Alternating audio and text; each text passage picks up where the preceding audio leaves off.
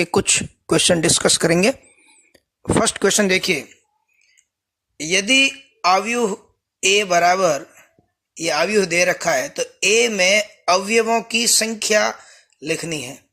यहां देखिए, इस अवयव की कोटि दे रखी है 2/4, तो इसमें कुल अवयव हुए 4 दूनी 8।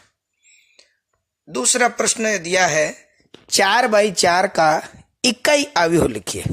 इकाई अवयव वो वर्गाकार अवयव होते हैं जिसका मुख्य विकर्ण 1 1 1 1 हो और शेष अवयव सारे शून्य हो जाएंगे। तीसरा प्रश्न हम पहले नोट्स में कर चुके हैं, पहले वाले वीडियो में देखिए। दोनों अगर मैट्रिक्स इक्वल है, इट मीन्स इनके संगत अवयव जो है, इनके संगत अवयव वो समान होंगे। यानी k+4 का मान आया a, इसी तरह से k-6 का मान हुआ -4। तो अब आप इसको आगे सॉल्व कीजिए। 6 अवयवों वाले संभावित क्रम क्या होंगे? तो 6 अवयवों वाला अवयव 1/6 भी हो सकता है, 6/1 भी हो सकता है, 2/3 और 3/2। इन सब के गुणा 6 6 6 ही होते हैं। 2/2 क्रम का अवयव ज्ञात कीजिए जिसके अवयव इस तरह से होंगे। यह भी प्रश्न अपन ने उदाहरण में वीडियो में लिया है, उसको पुनः देखिए।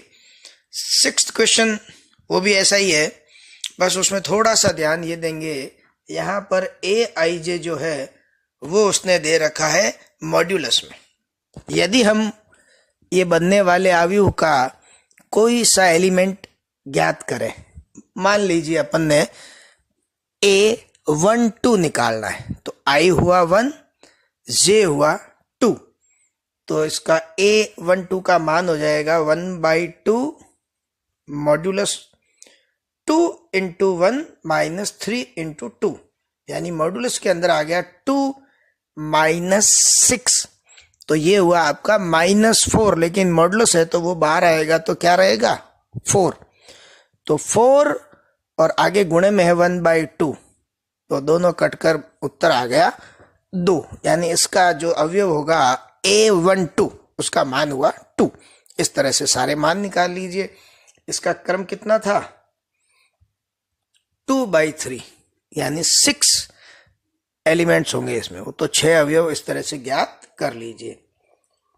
अगला प्रश्न 7वां, उसमें भी 2 मैट्रिक्स इक्वल दे रखे हैं।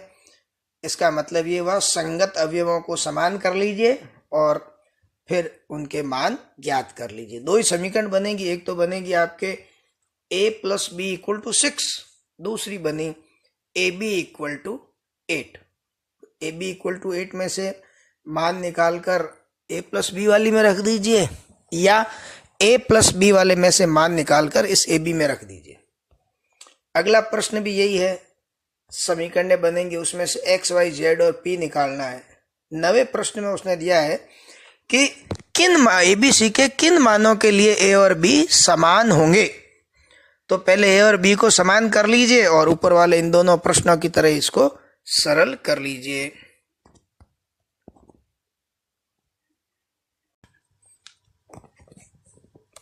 प्रश्न संख्या 2, प्रश्नावली 3.2 का।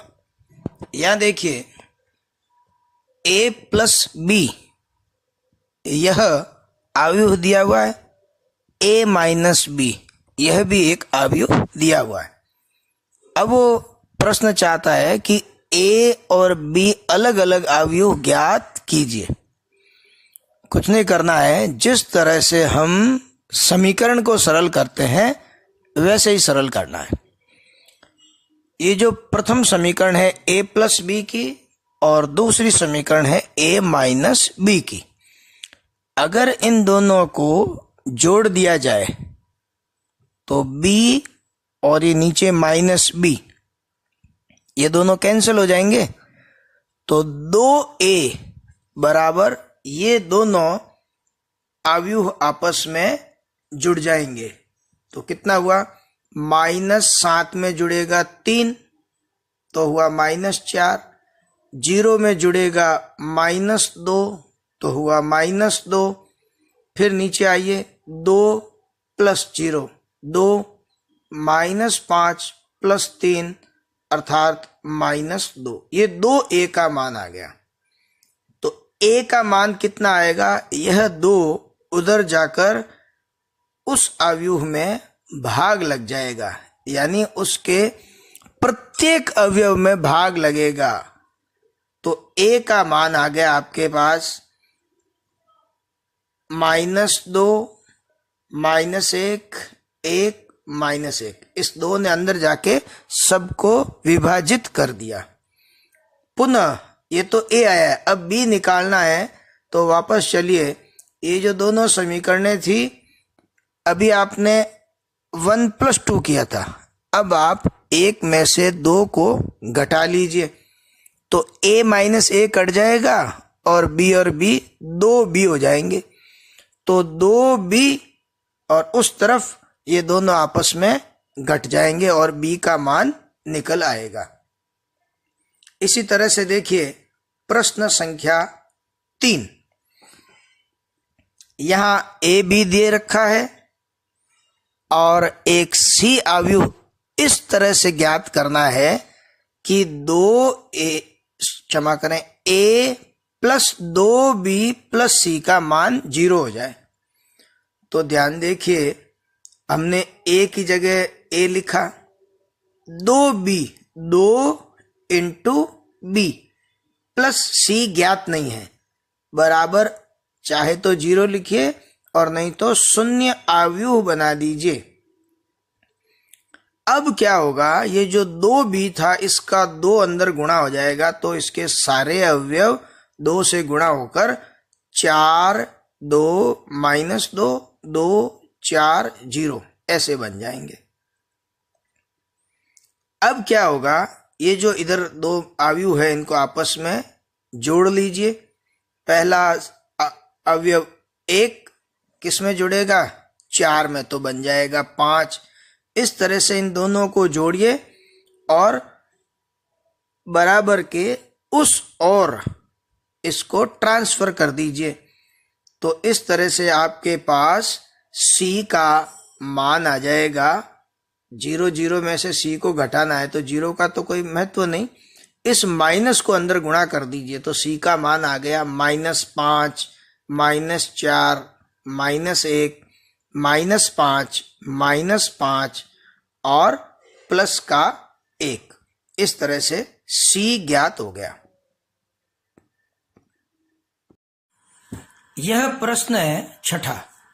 fx दे रखा है और वो चाहता है fa × fb को fa + b के समान प्रदर्शित करें। fx का मान दे रखा है तो सारे फलन x x x के हैं।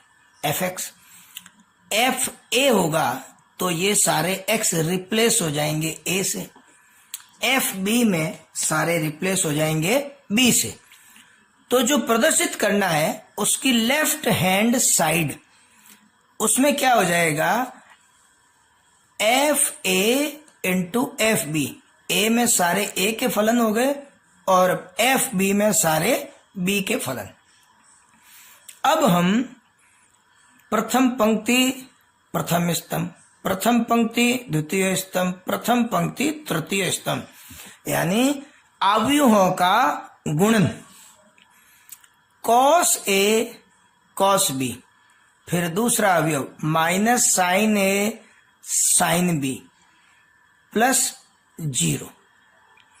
अब प्रथम पंक्ति द्वितीय स्तंभ से गुणा होगी तो cos a और -sin b का गुणा -cos a sin b, फिर दूसरों का गुणा -sin a cos b और तीसरी बार 0।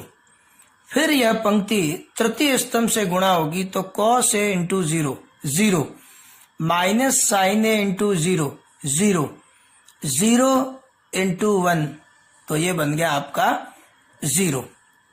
इस तरह से ये पहली पंक्ति का तीनों स्तंभों से क्रमशः गुणा आ गया।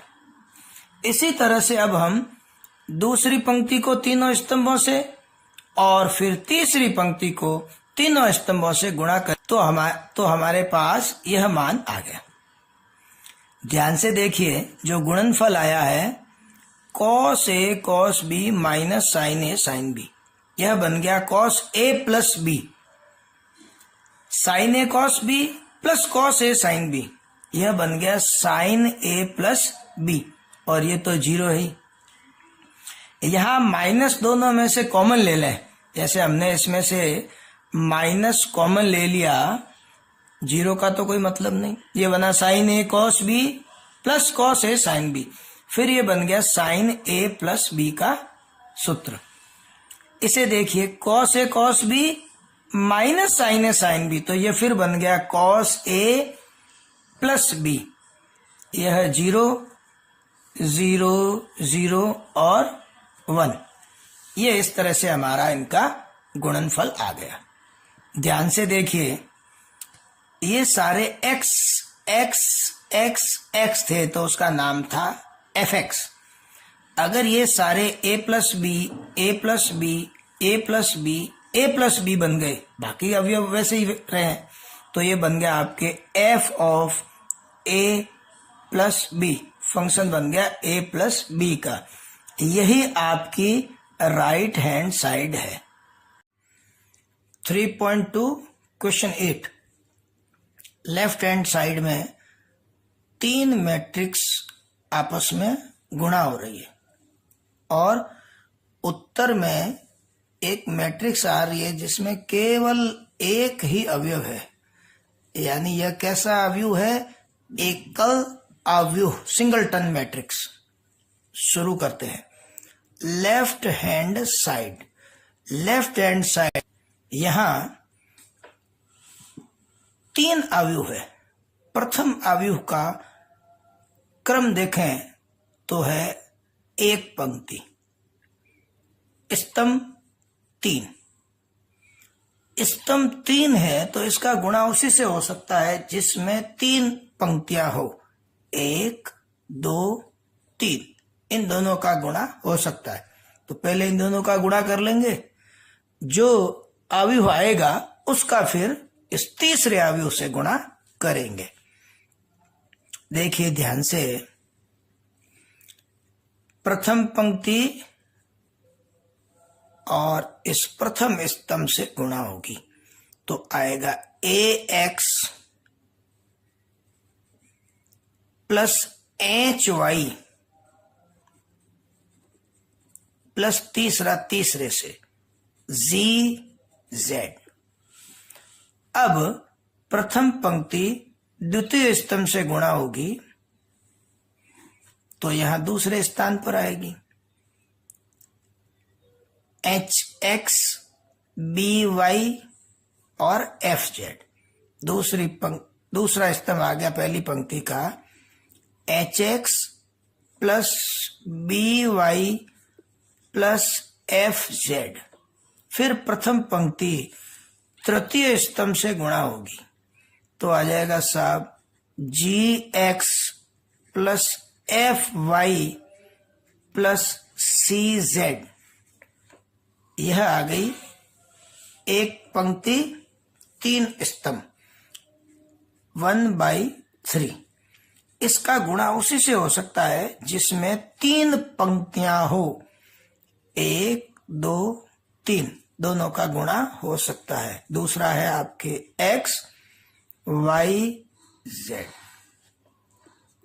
वही इसकी पंक्ति और दूसरे का स्तंभ गुणा होंगे तो क्या आएगा साहब?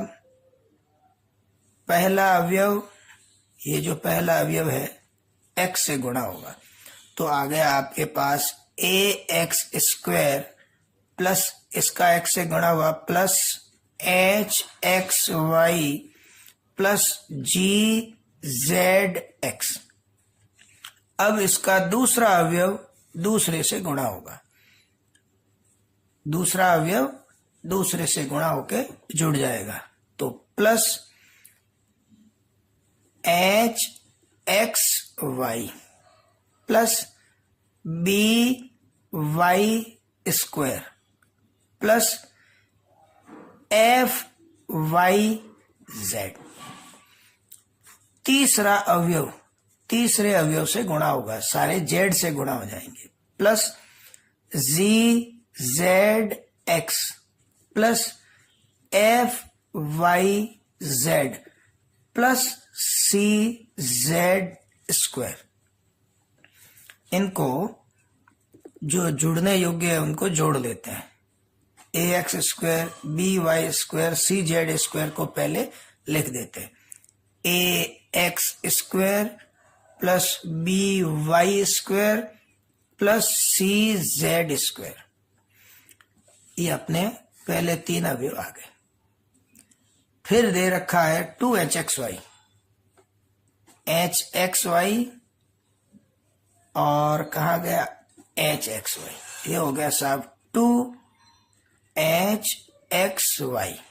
फिर ये भी हो गया 2FYZ, FYZ1 FYZ2 plus 2FYZ, ये भी आ गया। फिर है ZZX प्लस 2ZZX। सारे अवयव काम आ गए। ये आपका हो गया राइट हैंड साइड आपका आ गया। प्रश्न संख्या 9 3.2 का। ए एक अवयव दे रखा है जिसका कोटि है 3/3। यह एक वर्ग अवयव है।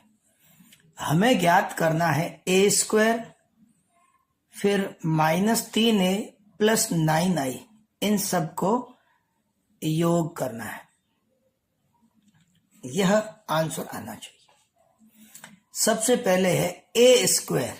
हम जानते हैं अलजेब्रा में A² का मतलब होता है A इंटू A। तो इसी तरह से यहां पर भी हम इस A को पुनः A से ही गुणा करें। इन दोनों A को आपस में जब गुणा करेंगे तो वही पंक्तियों का गुणा स्तंभों से करेंगे। पहले प्रथम पंक्ति क्रमशः तीनों स्तंभ से गुणा होगी, फिर द्वितीय और फिर तृतीय पंक्ति। प्रथम पंक्ति प्रथम स्तंभ 1 इंटू 1 1, -2 इंटू 2 -4, 3 इंटू -3 -9। अब यह दूसरे स्तंभ से गुणा होगा 1 -2 -2 गुणा 3 -6, 3 गुणा 1 प्लस 3। अब प्रथम पंक्ति तृतीय स्तंभ से गुणा होगी 1 इंटू 3 3, -2 का -1 से गुणा प्लस 2, 3 दूने 6। अब दूसरी पंक्ति और फिर तीसरी, यह हमने सबका गुणा कर दिया।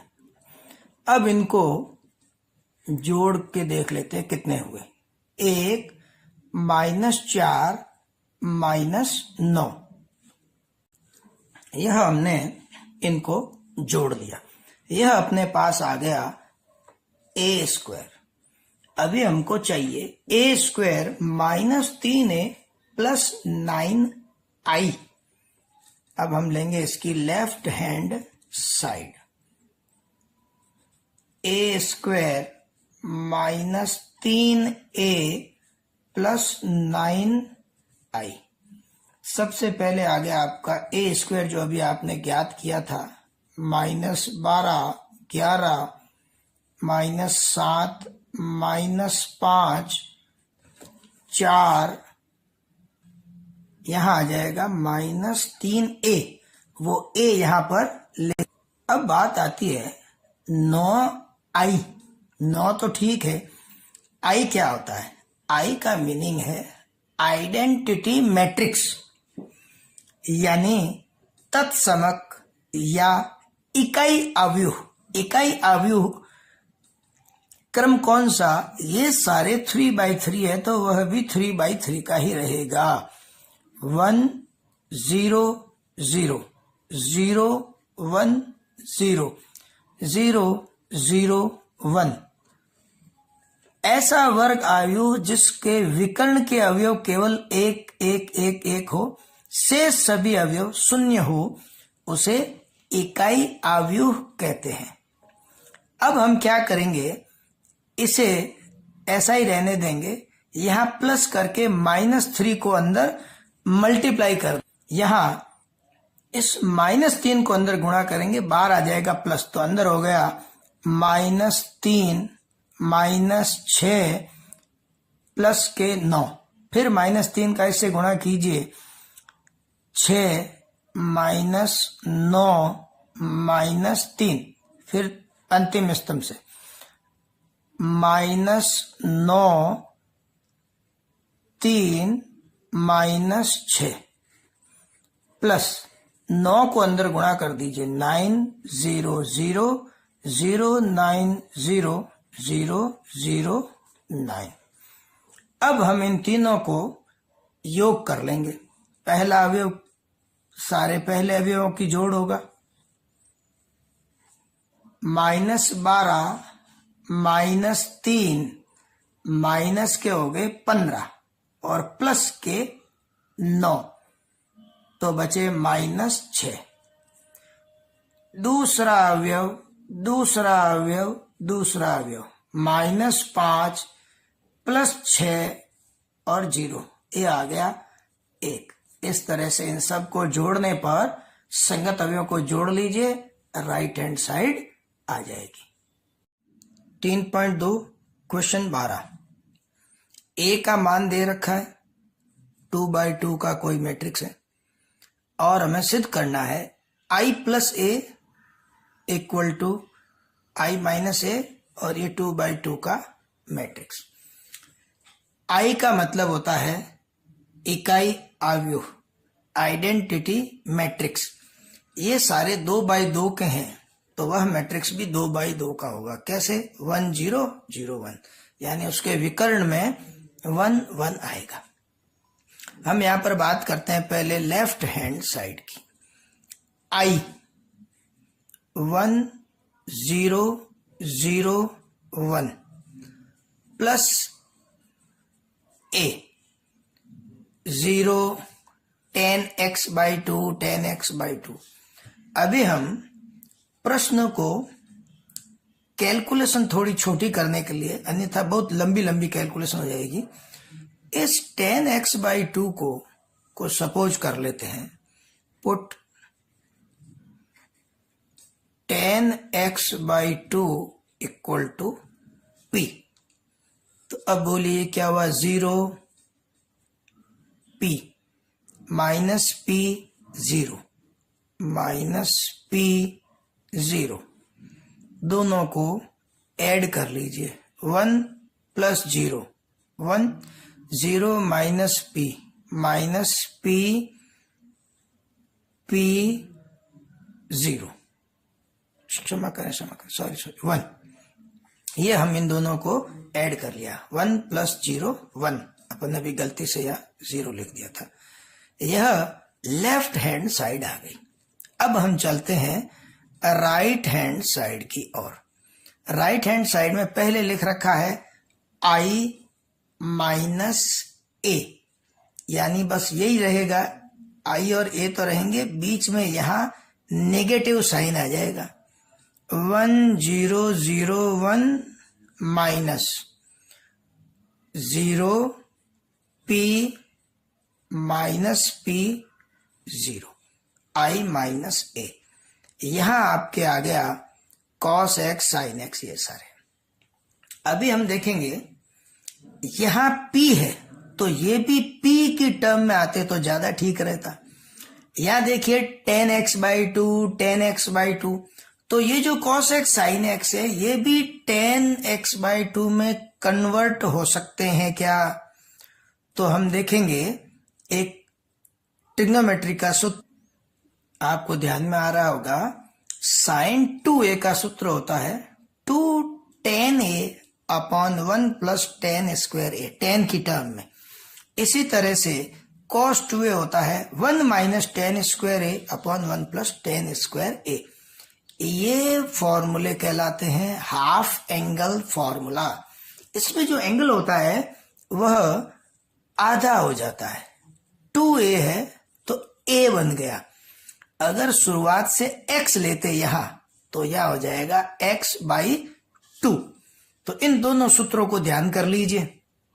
अब हम वहां मान चुके हैं कि tan x/2 p है, तो जहां sin x लिखा है प्रश्न में वहां हो जाएगा 2p upon 1 plus p square, और जहां cos x लिखा है वो हो जाएगा 1 minus p square upon 1 plus p square. ये मान हम sin x और cos x की जगह रख देंगे। तो यहां cos x जहां था वहां आ जाएगा 1 minus p square upon 1 plus p square. sin x की जगह आ जाएगा 2p upon 1 plus p square minus sin x minus 2p upon 1 plus p square.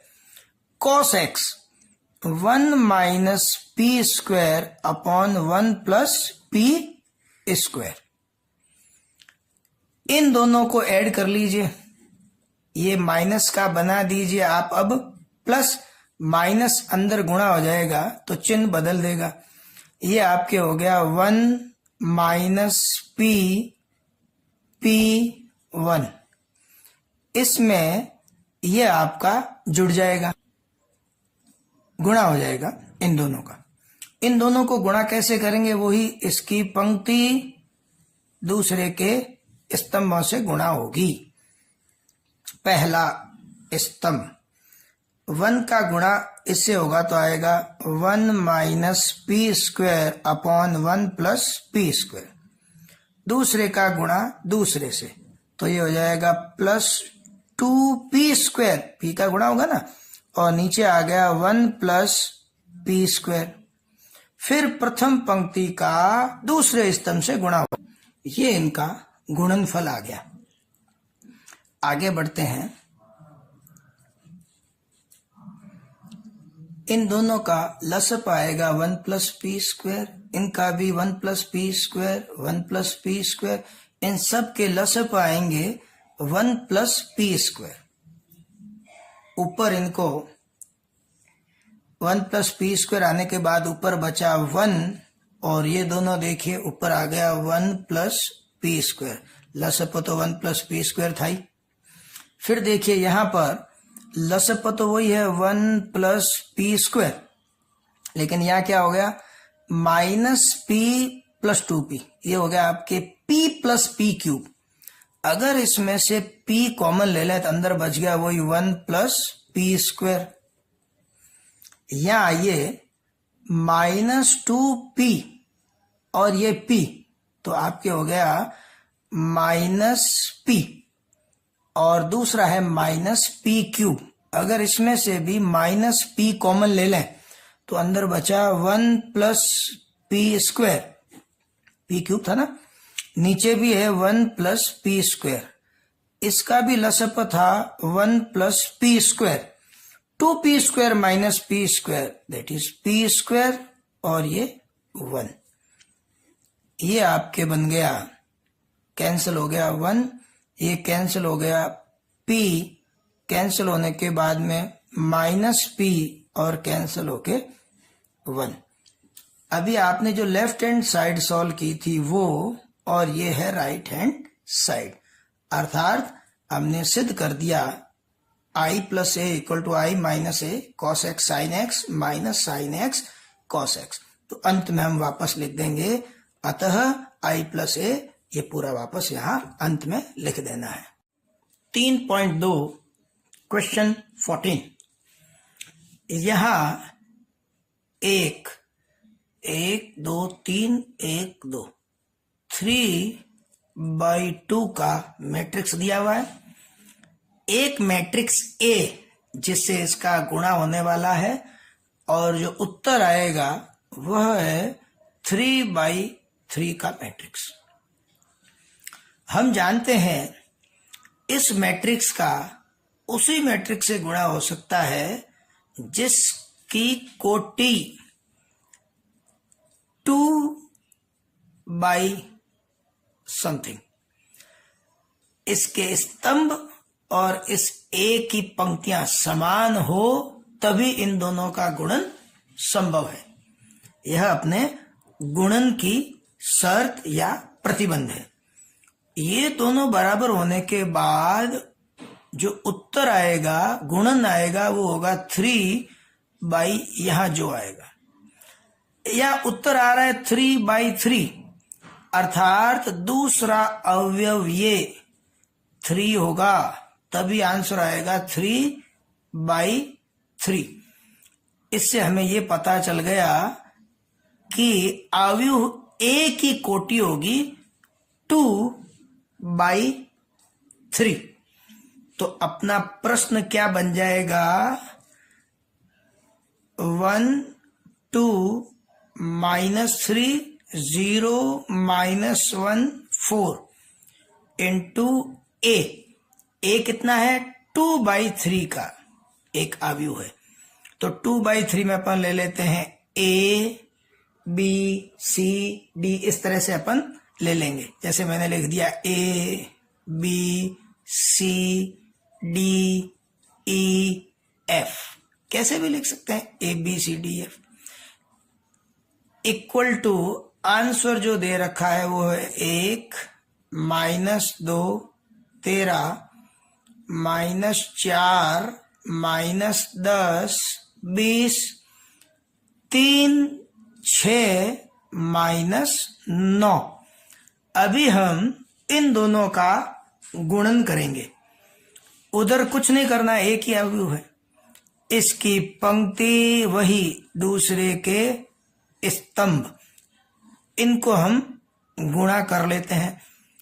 1 into ए, दूसरा तो 0 आ गया। फिर इसका दूसरे से गुणन करेंगे, b प्लस 0, b हो गया साहब। तीसरा c प्लस 0, c। अब दूसरी पंक्ति, पहला स्तंभ 2a minus D, 2a minus D, इस तरह से हमने गुणा कर दिया। अब ये दोनों अवयव समान है। इसका अर्थ हुआ पहला अवयव इस पहले अवयव के बराबर होगा, यानी a का मान आ गया आपके पास 1। दूसरा अवयव a12 के बराबर, b का मान हो गया -4 और c का मान आ गया 3। अभी डी ई एफ बाकी है, ध्यान से देखिए। फिर अपन देखते हैं यह एलिमेंट इसके इक्वल होगा, अर्थात 2a minus D equal to -2। यहां पर हमारे पास a का मान है कितना? 1। तो आपके पास d का मान आ गया 4। d का मान हो गया कितना? 4। फिर देखिए अब कौन सा अवयव चाहिए आपको? e। इस समीकरण को ले लेते हैं, यह -10 के इक्वल होगा। तो कितना आया साहब? 2b minus E equal to -10। तो e को उधर ले गए, 10 को इधर लाए, b का मान -4, तो हो गया b का यह -4 रखने से -8। e का मान हो गया आपके पास 2। f 2c माइनस f बराबर है 6 के। 2c माइनस f बराबर 6। 6 को इधर ले आएंगे -6, f उधर चला गया +f। c 3 है, 6 उधर से आया -6, तो f का मान हो गया 0। इस तरह से अपने पास a, b, c, d, e और f के मान आ गए। ये सारे मान यहां रख दें तो अपने पास आ गई आव्यूह a जो पूछी गई थी। a, b, c, d, e, f, d, e और f। 3.2 क्वेश्चन 15 ए दिया हुआ है, सिद्ध करना है a की घात n बराबर यह आव्यूह, जहां n धन पूर्णांक है। अगर हमको a स्क्वायर करना होता तो a को a से, a क्यूब करना होता तो जो a स्क्वायर है उसको फिर a से, a की घात 4 करना होता तो a square into a square कर देते, लेकिन a की घात n करना है। हमने पिछली कक्षा में पढ़ा था गणितीय आगमन सिद्धांत, गणितीय आगमन सिद्धांत, उससे हम इस प्रश्न को सरल करेंगे। हम ऐसा मान लेते हैं कि जो स्टेटमेंट दे रखा है दैट इज Pn ऐसा है कि Pn सच दैट a की घात n बराबर cos n alpha minus sine n alpha sine n alpha cos n alpha, ये हमने स्टेटमेंट को Pn लिख दिया। अब गणितीय आगमन सिद्धांत से काम शुरू करेंगे तो सबसे पहले लिखेंगे n इक्वल टू 1 के लिए, तो लेफ्ट साइड में लिखिए तो क्या आएगा साहब, a की घात 1 यानी a ही हुआ, और इस तरफ जहां n है वहां 1 लिखेंगे तो आएगा cos alpha minus sine alpha sine alpha cos alpha. a का मान ये आया, ये a का मान यहां दे रखा है, तो हम यहां लिखेंगे जो कि सत्य है, यानी यह जो स्टेटमेंट है वो n 1 होने पर सत्य है क्योंकि a का मान ये दिया हुआ है। अब हम क्या करेंगे, इसको k के लिए n बराबर k, जहां k क्या है, कोई भी धन पूर्णांक अर्थात प्राकृत संख्या, तो k के लिए इसको सत्य मान लेंगे। माना कि n बराबर k सत्य है, अर्थात यहां सब जगह k लिखे, a की घात k किसके बराबर हो जाएगा, cos k alpha minus sine k alpha sine k alpha cos k alpha, यह हमने सत्य मान लिया है समीकरण 1। अब इसको n बराबर k को सत्य मानते हुए हम Pn प्लस 1 को सत्य सिद्ध करेंगे।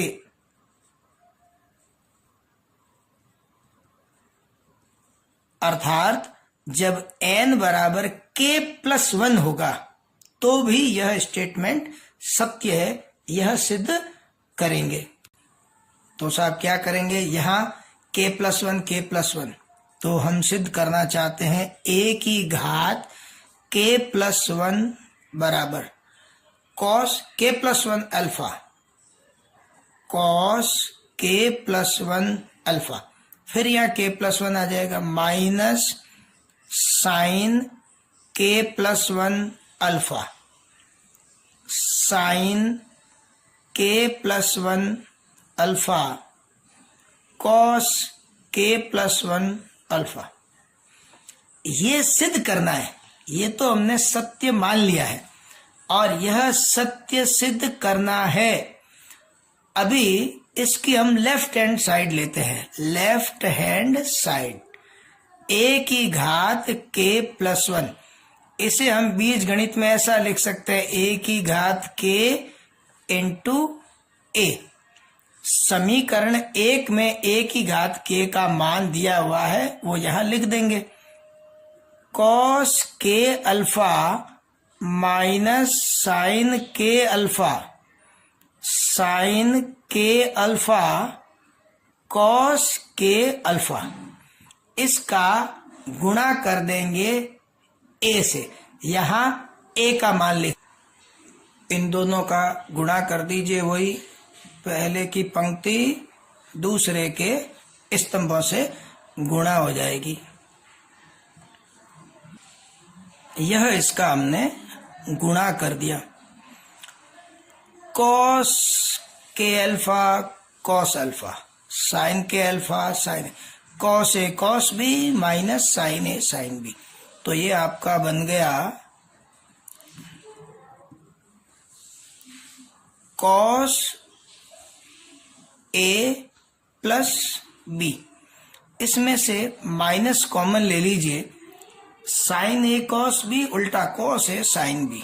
तो ये आपका सूत्र बन गया साइन के अल्फा प्लस अल्फा।